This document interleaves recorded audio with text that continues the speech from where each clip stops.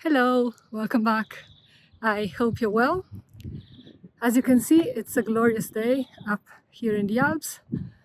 The sun is blinding, but I hope I can get through the video.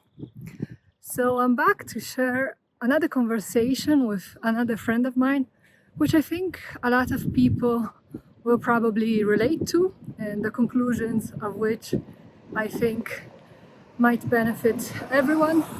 So this friend of mine is a relationship coach, and she's been extremely generous with her time and expertise to help me really assess where I'm at and where I want to go. So in our latest conversation, she made an interesting remark on my perceived lack of agency over my life, which again I think is something a lot of people can relate to. So we were talking about my relationship and family dynamics, and she noticed how these past couple of years there have actually been several situations where, despite my fears, despite my anxiety, despite the second guessing, I was actually able to stand my ground and not cave in. And once she said that, I was like, yeah, that's actually true. And I wouldn't have been able to do that a few years ago. So this was a pivotal moment, and it led me to 3 reflections I wanted to share with you today. So number 1 is the importance of having a sounding board, let's say, someone you can trust and who will offer a different perspective on your life, on what you're doing, what you're going through. That is really, really important. And if you feel you have no one to provide this external perspective, feel free to get in touch, and I'd be happy to have a chat and be that sounding board for you. Number 2 is what matters is not comparing ourselves to others.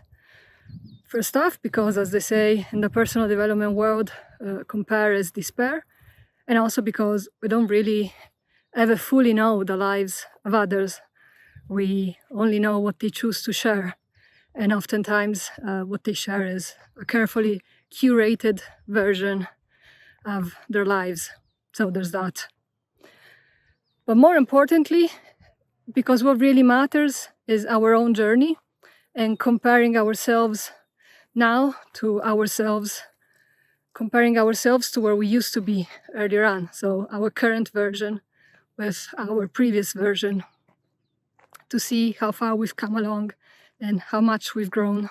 Okay, the path is quite unsteady here, so I'm afraid the camera, the phone is shaking a lot. I hope the video will still be acceptable. We'll see. But yeah, so lesson number 2 is don't compare yourself to others, but compare yourself to the younger version of yourself, and just focus on your own journey and your own progress. And number 3 is our memories aren't very reliable. We all know that, but we kind of then forget when we're caught in the moment. If we really want to know how far we've come, if we really want to be able to look back and connect the dots, we'd be well served by keeping a written record of what's happening to us. So in my case, it's my diaries or my blog post. In your case, find what the system that works for you. It's good from time to time to periodically revisit our old writings, use them as solid references to see how far we've truly come. So that's it for today, I think. And I hope you have a lovely rest of the day. I'll resume my walk, and I hope to see you again soon in my next video. Take care, and until next time. Bye bye. Ciao.